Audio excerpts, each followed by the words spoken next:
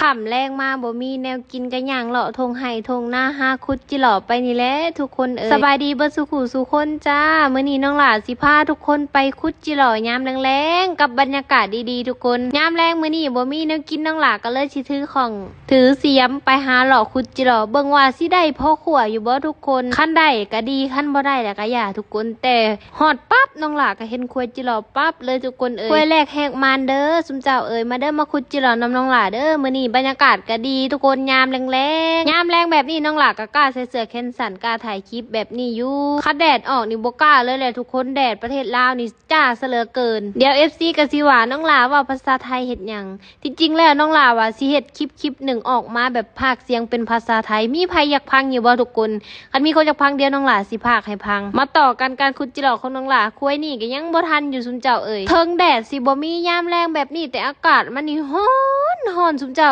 หลาขุดไปคุยแหลกก็เหือแตกเหือแต่เลยแหละจิหล่อยามนี่บางโตก็สิใหญ่บางโตก็บ่ใหญ่ได้ทุกคนพูดแหละส่วงดำนาผู้ทุกคน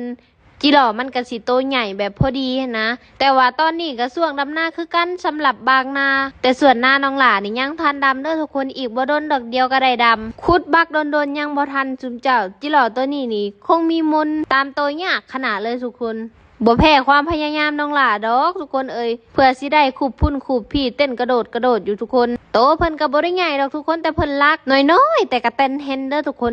เบิ่งทุกคนหลังจากที่ขุดแล้วเหือย่อยสะพ่ออีกคุยเลยทุกคนคุยนี่ก็คือง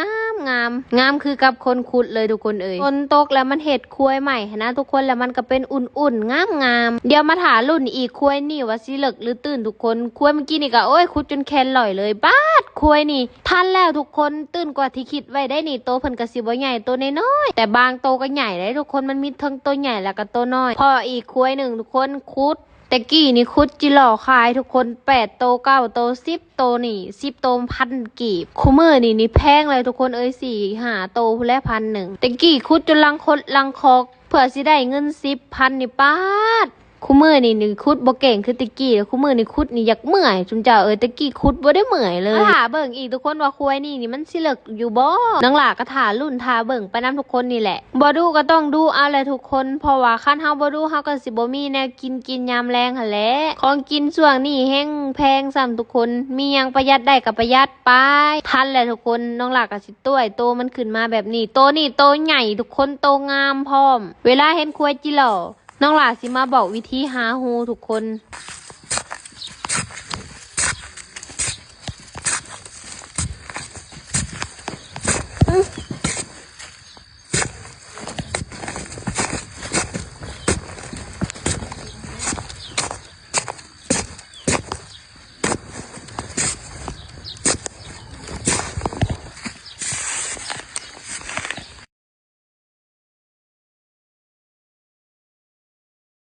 เฮ็ดแบบที่น้องหลาบอกว่ามีผิดหวังแน่นอนทุกคนเพราะว่าเวลา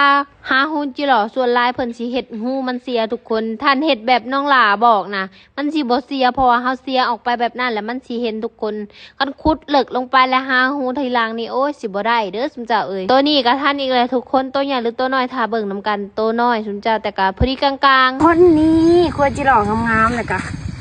นี่เด็ดกะนี่ทุกคนยังหลักสิมาคุดจิหล่อเด้ออึ๊บตอนเป็นต้นสิตกยังไงมาคุดเพราะว่ามันแดดทุกคนหูมันมาเด้อทุกคนมาคุดจิหล่อทำกัน